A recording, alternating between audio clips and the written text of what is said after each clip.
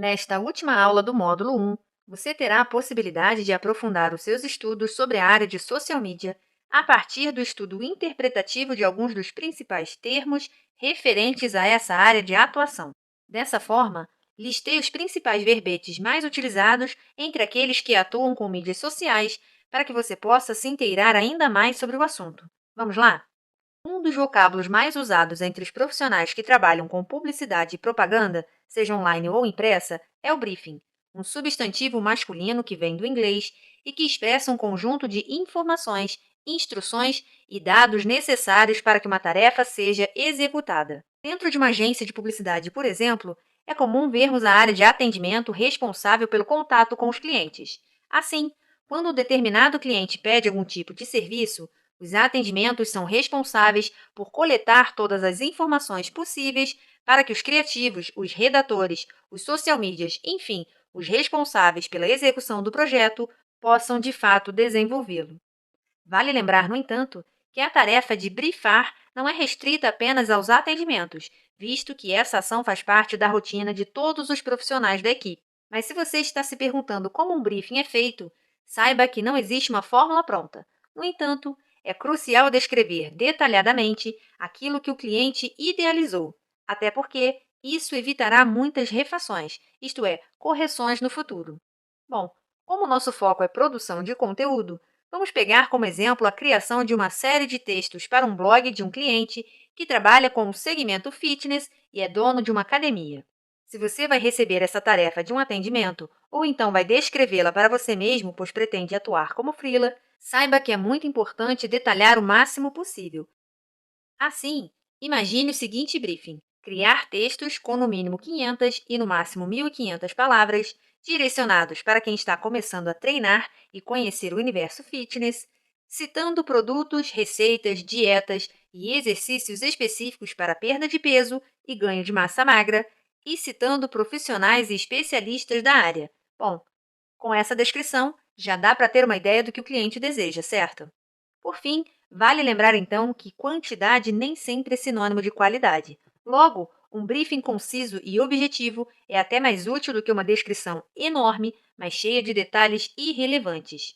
Bom, vamos então para o próximo vocábulo: deadline. Esse termo também vem do inglês e você verá que boa parte do vocabulário aqui representado tem essa influência. Esse termo é muito usado em vários outros segmentos, como no jornalismo, no design e até na educação. Pois bem, deadline, também conhecido apenas como DL, expressa o prazo para entrega ou conclusão de determinada tarefa, projeto ou serviço. Esse vocábulo anda lado a lado com o briefing, pois nenhuma tarefa será solicitada a você sem que haja um prazo pré-determinado. Geralmente, quem estipula o deadline de um projeto é quem o solicita. No entanto, nem sempre quem pede uma tarefa tem noção absoluta do tempo que ela levará para ser executada. Afinal, não dá para estabelecer que a dupla criatividade e inspiração produzirão algo brilhante dentro de X horas, certo?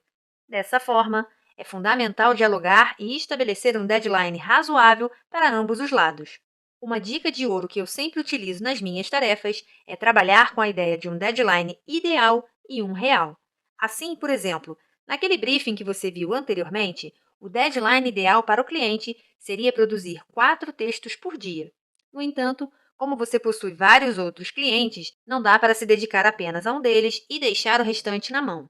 Logo, um bom exemplo de prazo real seriam 4 textos em 5 dias úteis, até porque, além da produção textual, você precisa considerar o tempo de pesquisa e estudo. Portanto, tirando um dia para pesquisar as referências e produzindo um texto pelos próximos dias, você terá um trabalho bem feito e não prejudicará a sua rotina.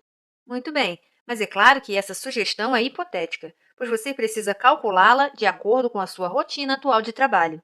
No entanto, lembre-se de que o segredo é se organizar de maneira que você sempre consiga cumprir seus prazos com tranquilidade e entregar um trabalho de qualidade, ok?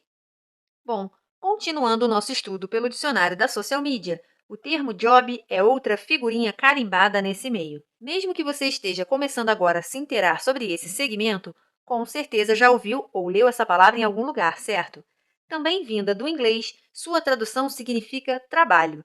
No entanto, dentro do universo que estamos estudando, esse termo não se restringe apenas ao vínculo empregatício ou ao ato de trabalhar, mas sim ao trabalho em si. Dessa forma, um job pode ser uma tarefa a ser cumprida. Por exemplo, se mantivermos a hipótese criada no começo desta aula, o social media que receber o briefing que criamos terá um job de conteúdo com foco em produção de textos para blog.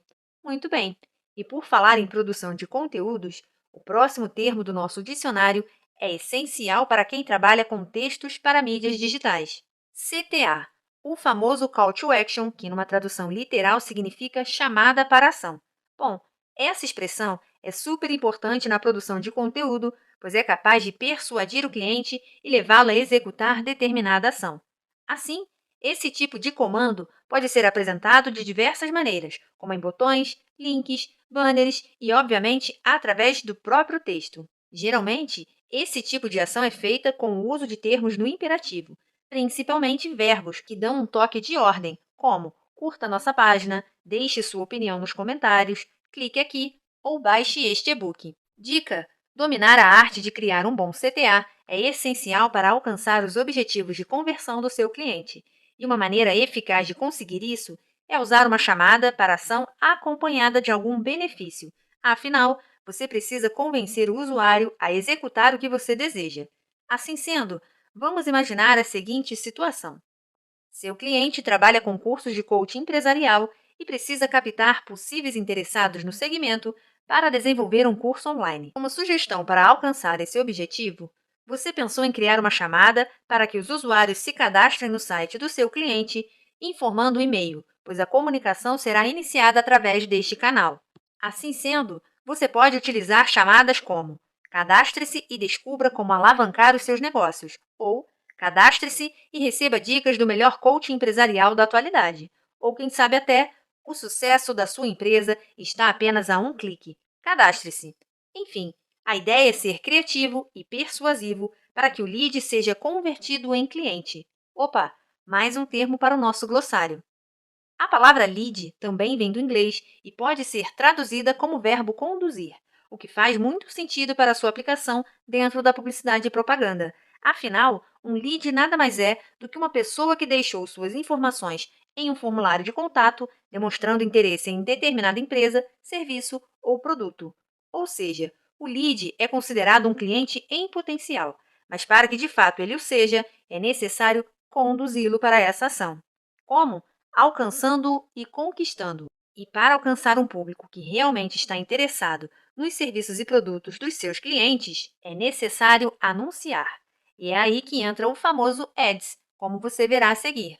Quem nunca ouviu a expressão Facebook ou Instagram Ads? Muito bem, AdWords ou apenas Ads são anúncios patrocinados, isto é, que receberam investimentos financeiros para alcançarem um grande número de pessoas. Atualmente, diversas plataformas digitais utilizam essa ferramenta, pois através dela é possível criar diversos tipos de conteúdos para anunciar produtos e serviços de maneira otimizada, isto é, direcionando-os para públicos cada vez mais segmentados. Assim, por exemplo, se você trabalha produzindo conteúdos para o Facebook de uma empresa que oferece festas de casamento, é possível criar um post, promovê-lo, isto é, investir um determinado valor para que ele alcance um público interessado nesse tipo de serviço. O mais incrível dessa ação é que você consegue testar diversas possibilidades, como, por exemplo, segmentar o seu anúncio para que ele apareça exclusivamente para pessoas cujo status de relacionamento dentro do Facebook seja em um noivado. Muito bacana, né? Bem, como você viu no vocábulo anterior, a expressão segmentação faz referência à ação de dividir em segmentos. Assim, dentro da área que estamos estudando, a segmentação de um conteúdo, anúncio ou ação consiste na criação de uma base de contatos ou perfis organizada por critérios pré-definidos, como faixa etária, profissão, localização, status de relacionamento, escolaridade e muito mais. Saber segmentar, portanto, é crucial para suas estratégias de marketing digital, inclusive na produção de conteúdo. Afinal, é importantíssimo saber com quem você está dialogando. Outro termo recorrente, e que inclusive já citamos aqui, é a conversão, isto é, quando um cliente realiza a ação planejada pela empresa. Como exemplos de conversão, podemos citar o preenchimento de um formulário, a realização de uma compra, o ato de curtir uma página, seguir um perfil ou comentar um conteúdo. Assim, a taxa de conversão pode ser medida, inicialmente, com base na definição dos objetivos propostos e depois na ação em si.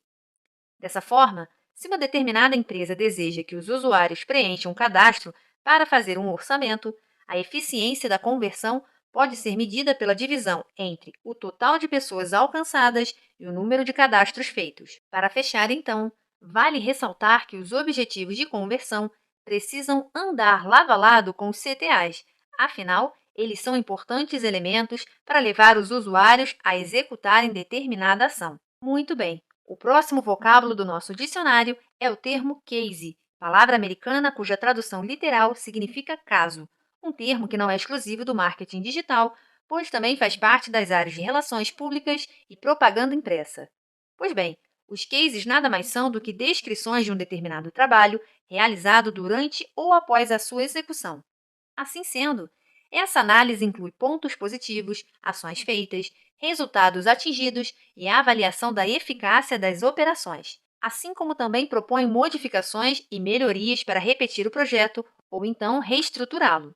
Já ouviu a expressão case de sucesso? Então, ela pode fazer referência a diversas coisas, como a trajetória de uma empresa que começou do nada e hoje é referência no seu segmento, ou um projeto, campanha, curso que deu muito certo e inclusive pode ser replicado.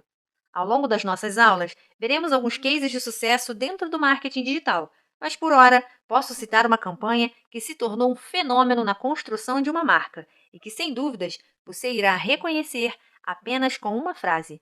Pergunta lá no posto Ipiranga. Lembrou? Pois bem, os postos Ipiranga criaram uma identificação muito grande com o consumidor ao humanizar suas campanhas e focar na ideia de que seus estabelecimentos são um lugar completo, esperando por você. Afinal, por lá há lojas de conveniência, caixas eletrônicos, produtos automotivos e de uso pessoal e uma infinidade de itens que torna o posto Ipiranga um espaço completo e para todas as necessidades. Se você tiver interesse, vale a pena dar uma pesquisada nessa campanha e ver como ela foi desenvolvida pela Talent Marcel, uma conceituada agência localizada em São Paulo. Muito bem! Agora que você já está mais inteirado sobre os principais termos utilizados dentro da social media, vamos terminando esta aula por aqui e na próxima você aprenderá tudo sobre a importância de se aprofundar a respeito do segmento do seu cliente.